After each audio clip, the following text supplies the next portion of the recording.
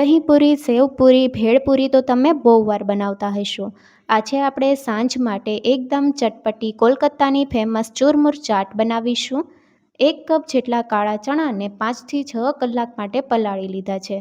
ચણા એકદમ સારી રીતે પલળી ગયા છે. બધું પાણી કાઢી લઈશું. પ્રેશર કુકરમાં પલાળેલા ચણા ઉમેરીએ. ચણાની ઉપર સુધી આવે એટલું પાણી ઉમેરી દઈએ. અહીંયા આપણે ચણા સાથે જ બટેકા બાફવાના છે. 2 મીડિયમ સાઇઝના બટેકાને ધોઈને છાલ સહિત આ રીતે પીસ કરી લીધા છે. બટેકા ઉમેરી દઈએ. સ્વાદ પ્રમાણે મીઠું ઉમેરીએ. કુકરનું ઢાંકણ બંધ કરીને મીડિયમ ગેસની ફ્લેમ ઉપર 5 વિસલ કરી લઈશું. પ્રેશર કુકરમાં 5 વિસલ થઈ ગઈ છે અને ચણા પણ બરાબર બફાઈ ગયા છે. ચણાને આ રીતે પાણીથી અલગ કરી લેવા અને આ રીતે મેશ કરીએ તો બરાબર મેશ થઈ જાય છે. ચણા બરાબર બફાઈ ગયા છે, સાથે બટેકા પણ બરાબર બફાઈ ગયા છે. બટેકાને પણ છાલ ઉતારીને સાઈડમાં મૂકી દીધા છે. હવે ચુરમુર ચાટ બનાવવા માટે આપણે 20થી 25 નંગ જેટલી પાણીપુરીની પૂરી લેવાની છે. આ ચાટમાં કોઈ મેઝરમેન્ટ નથી. જે વસ્તુ તમને વધારે પસંદ હોય એ તમે વધારે પણ ઉમેરી શકો છો. પૂરીને રફલી મેશ કરી લેશું. તો થોડા મોટા ટુકડા રાખવાના છે. બધી પૂરી બરાબર ક્રશ કરી લીધી છે. હવે બાફેલા ચણા ઉમેરીએ. ચણા તમે ઓછા વધારે જે રીતે તમારે ઉમેરવા હોય એ રીતે ઉમેરી શકો છો.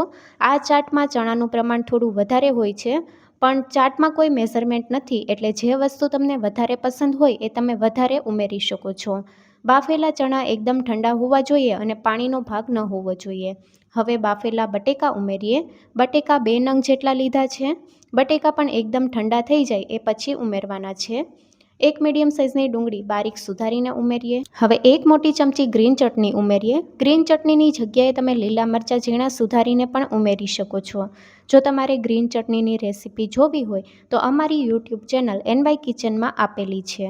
એ સિવાય સૂકા મરચાંની ચટણી સાથે આમલીની ચટણીની પણ રેસીપી આપેલી છે. તો ચાટમાં વપરાતી દરેક જાતની ચટણીની રેસીપી અમારી યુટ્યુબ ચેનલ પર તમે જોઈ શકો છો. હવે 2 મોટી ચમચી આમલીની ચટણી ઉમેરીએ. આમલીની ચટણી ન હોય તો તમે ગોળ આમલીનું પાણી ઉમેરી શકો છો. 2 મોટી ચમચી આમલી અને 4 ચમચી ગોળને ગરમ પાણીમાં પલાળીને તેનો પલ્પ ઉમેરી શકો છો. 1 મોટી ચમચી ચીલી ફ્લેક્સ સાથે સ્વાદ પ્રમાણે મીઠું ઉમેરીએ. મીઠું પ્રમાણસર ઉમેરવું. આગળ આપણે સંચળ પાવડર અને ચાટ મસાલો પણ ઉમેરવાનો છે. પોણી ચમચી જેટલો સંચળ પાવડર. એકદમ ચટપટો ટેસ્ટ આપવા માટે 1 મોટી ચમચી ચાટ મસાલો. 1 ચમચી શેકેલા જીરાનો પાવડર. શેકેલા જીરાનો પાવડર ચાટમાં જરૂરથી ઉમેરવો, તેનો ટેસ્ટ એકદમ સરસ આવે છે. 1 મોટી ચમચી આમચૂર પાવડર. 1/4 કપ જેટલી ખારી બુંદી ઉમેરીએ. બુંદી ન ઉમેરવી હોય તો તમે સ્કીપ પણ કરી શકો છો. 1/4 કપ જેટલી નાયલોન સેવ ઉમેરીએ. તો બારીક સેવ ઉમેરવાની છે. 1 મોટી ચમચી કાશ્મીરી લાલ મરચું પાવડર. તીખાશનું પ્રમાણ તમે તમારા ટેસ્ટ મુજબ પ્લસ માઇનસ કરી શકો છો. 1 મોટી ચમચી લીંબુનો રસ ઉમેરીએ. આ ચાટમાં તમે મિક્સ ફરસાણ પણ ઉમેરી શકો છો. એ સિવાય ખારી શીંગ, પાપડીને તમે ક્રશ કરીને ઉમેરી શકો છો. જે પણ તમને પસંદ હોય એ તમે ઉમેરી શકો છો. હવે થોડા કોથમીરના પાન ઉમેરીએ અને બધી વસ્તુને એકદમ સારી રીતે મિક્સ કરી લઈએ. આ ચાટ બનાવવી એકદમ સહેલી છે અને ટેસ્ટમાં તો એકદમ જબરદસ્ત છે. આ ચાટમાં કોઈ પણ મેઝરમેન્ટ જરૂરી નથી. જે ફરસાણ તમને વધારે પસંદ હોય એ તમે વધારે ઓછું કરી શકો છો. આ ચાટમાં આપણે પાણીપુરીની પૂરીને ક્રશ કરીને ઉમેરી છે, એટલે આ ચાટ જ્યારે સર્વ કરવાની હોય એ પહેલાં થોડી વારે તૈયાર કરીને રાખવી. જો તમે અગાઉથી બનાવીને રાખશો તો પાણીપુરીની પૂરી એકદમ સોફ્ટ બની જશે. બધી વસ્તુ મિક્સ થઈને એકદમ લચકો ટાઈપ કોલકાતાની ફેમસ ચુરમુર ચાટ તૈયાર છે. હવે ચુરમુર ચાટને આપણે સર્વિંગ પ્લેટમાં સર્વ કરીએ.